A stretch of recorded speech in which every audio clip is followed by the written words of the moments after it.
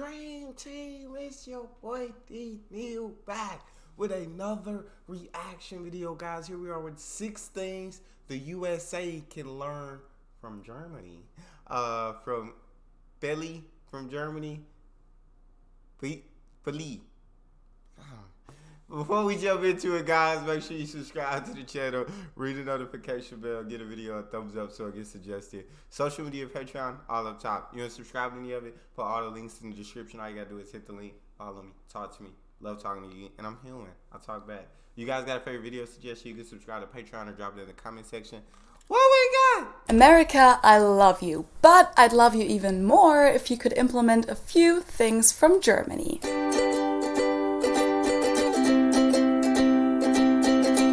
Hello, servus, and welcome back to my YouTube channel. My name is Felicia, I'm from Munich, Germany, and that's also where I am right now. After 6 months in Cincinnati, I returned to Germany a few weeks ago, and I'll stay here until the end of July before I'll go back to Cincinnati to get my master's degree there. So right now, I'm technically not the German girl in America, but rather the German girl in Germany. I know, that's very, very rare. But even though I'm not in America, I definitely won't stop talking about cultural differences between the two countries. I've already made a video about things that Germany can learn from America, and today I'll do it the other way around and tell you guys what I think that America can learn from Germany. And don't get me wrong, I love living in America. I mean, that's why I keep going back there, but there are a few things that I personally think Germany does a little better. When I first moved to America in 2016 for my exchange semester, I remember that this was a topic that I literally wouldn't stop talking about. It just really bothered me. Most American households use the top-loading washing machines that look like this, while most Germans and I think most European households use the front loaders.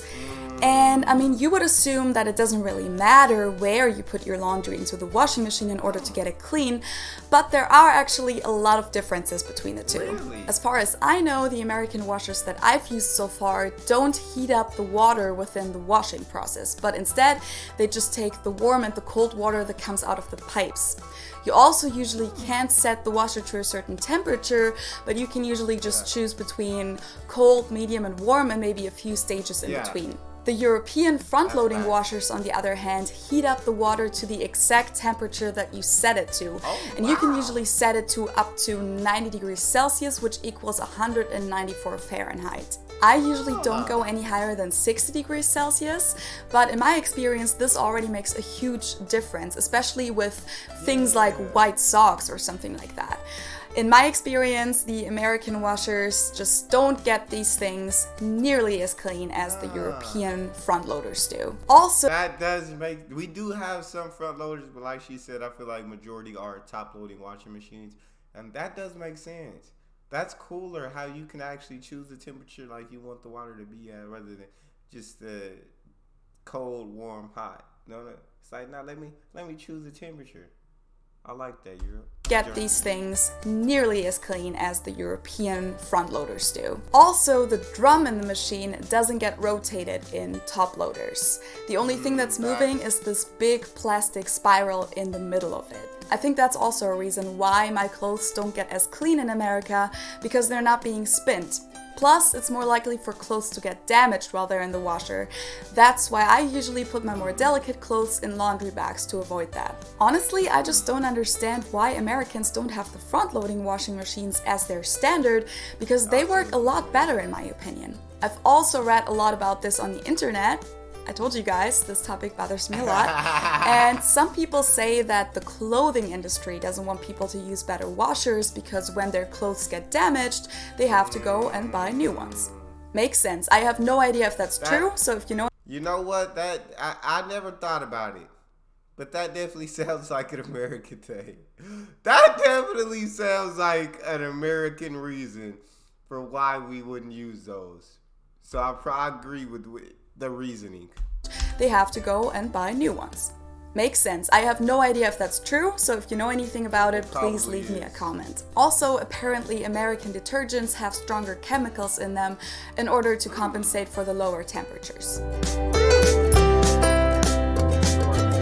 Okay, I know this seems like such a minor thing, but in some situations it can really make a difference. In America, most doors inside the house have doorknobs, while in Germany most doors have handles. And you would assume that it doesn't really make a difference whether you twist a knob or push down a handle in order to open the door.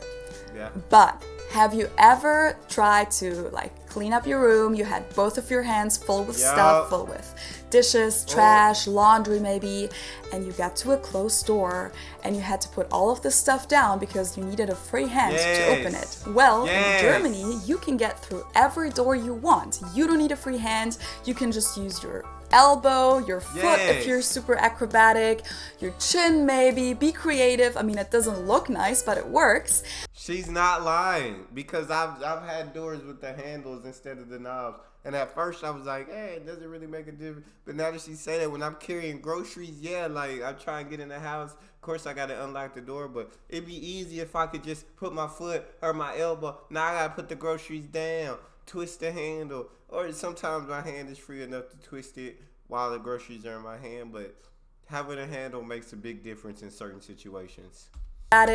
Your chin maybe. Be creative. I mean, it doesn't look nice, but it works.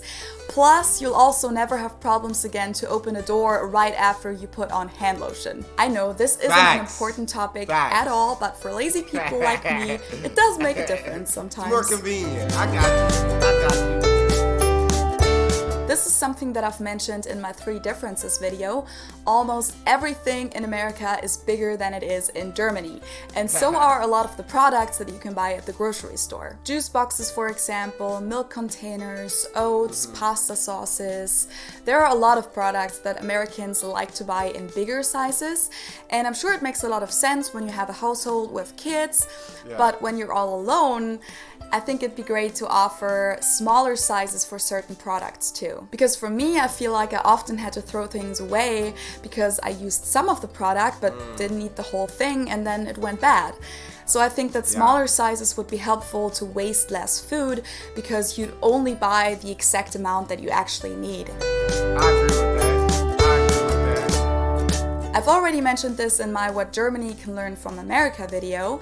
Germans and Americans have very different ways of handling air conditioning and air circulation. A lot of houses and apartments in America have these air shafts that Germans mostly know from the movies, where people climb into when they're on a secret mission or something. And these shafts are used to blow air into almost every room of the house. In the winter, it's warm air, and in the summer, it's cold air. Germans usually only have ACs in their cars and a few other places like gyms, huge office buildings, or maybe places with a lot of computers and servers, but we usually don't have them in our homes. Yet, I think that the air in German houses is usually even fresher than it is in American houses. And that's because our windows don't just go up and down like they do in America, but we can actually open them like a door and let all the fresh air in. That's usually how we create air circulation. And a lot of people actually ventilate their places several times a day that way. Honestly, I'd say that Germans are even a little obsessed with fresh air. We love opening our windows, and a lot of us consider the air coming out of AC systems a little unpleasant. And a lot of people also associate ACs with a bunch of bacteria that comes out of the vents, and some people think that it's blowing too strong and gets us sick. And when it comes to this topic, I'm actually super German myself because I love sleeping with an open window. I hate sleeping with the AC on, and I swear every time I'm somewhere where the AC is too cold or blowing too strong, I get sick right away. I'm just not made for that. But anyway, I was supposed to... Yeah, on that topic, I need my air conditioning, guys. Opening the window, it just ain't gonna do it for me. I need my air conditioner. I need the room to be at whatever temperature I want it to be at. But I guess that's just a culture difference between America and Germany. And like she said, she gets sick when the AC's blow. Me, I guess I'm so used to it at this point. I'd never get sick because of air conditioning.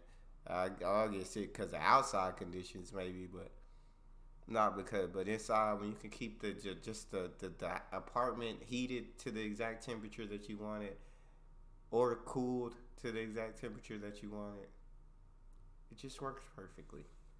Strong, I get sick right away. I'm just not made for that. But anyway, I was supposed to talk about German windows. So you can open them all the way like a door, as I said. That's cool. And you can also tilt them like this, which is especially nice when it's cold outside, for example, and you just want the air to come in a little bit at a time. And I know that a lot of Americans complain about our windows not having bug screens on them. And that's true, they're not a regular feature on our windows. But I mean, you can still install them yourself if you need one. So America, get German windows. I promise they're incredible. They're super windows. And every time I'm in America, I just miss them a little. I don't even use my windows. Eating out at a restaurant in Germany and in America is different in many, many ways. And I've already mentioned in a different video that I think the customer service in America is a lot better than it is in Germany. But one thing that I think Germany does better is that most places have a cozier atmosphere, and we usually like to take our time while eating out at a restaurant. I feel that. Whereas in America, it's not uncommon to go in, sit down, order your food, eat it, pay your bill, and leave all within 30 minutes if you want to. And I think one of the reasons for this is that Americans just eat out a lot more than Germans or other Europeans do. And it has a different culture there. Eating out in America has a long tradition. That's why diners are such a big thing, or fast food places. And I think Americans tend to go to restaurants for their everyday meals more than Germans do. At American restaurants, I'd say that the food comes relatively fast, even when it's not a fast food place. And right after you're done, the waiter will bring you the check. As a European, you might feel a little rushed by this and maybe consider the eating experience a little stressful, unrelaxing. Because for us, eating out at a restaurant is not necessarily only about the food, but it's more about the whole social experience, especially when it's a dinner and not just a lunch that you have during your break. When I go to dinner with my friends or my family, for example, let's say for a birthday or just to catch up, I'll probably be there for at least 2 hours, maybe even longer. Dang. A lot of the places here care a lot about the setting and a cozy atmosphere. The lighting is often a lot nicer, and you might have a candle on your table, and after you eat, people often take their time and stay at the restaurant to get more drinks, get coffee, get dessert, and just talk and enjoy each other's company. And the waiter won't bring the check until you specifically ask for it. And yeah, I don't know, I just think that this whole atmosphere thing and taking your time, especially when it's a dinner, is something that America could adopt a little. Yeah, that's completely different. As soon as I see that food in front of me, guys, I don't see no. If I'm with friends or family, it becomes tunnel vision, guys. I don't see nobody else around me no more. I see a plate of food and I start eating, and I'm just focused. It's like I'm just focused on this because it's so like when I'm eating, I'm like, oh, this is so good, especially with something I like. I don't even know. I'm done with my food, and bring the food out, put it in front of me. I'm probably done in 5 to 10 minutes. 10 minutes tops. No longer than 10 minutes. 100%. Then I'm stuffed. And then if anybody wants to talk, I'll talk. But I prefer eat and go. I do prefer to eat and go. But I can understand. I love the fact that they love the socialization just as much as the food aspect. So you get to catch up with everybody and all that. I absolutely do love that. Just me personally, I'm scarfing it down, and then I'm ready to roll out. Especially when it's a dinner, is something that America could adopt a little.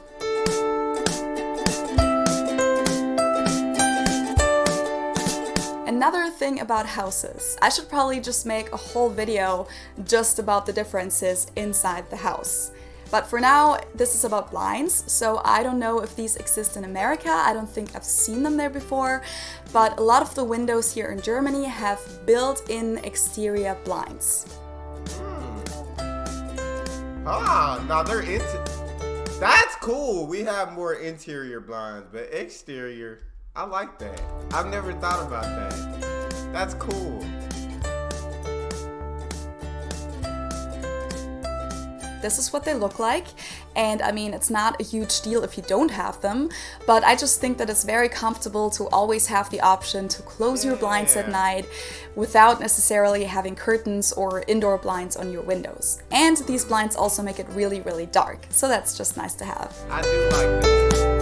Okay, so I know that this was a pretty long video about a few little things that I personally think America could learn from Germany.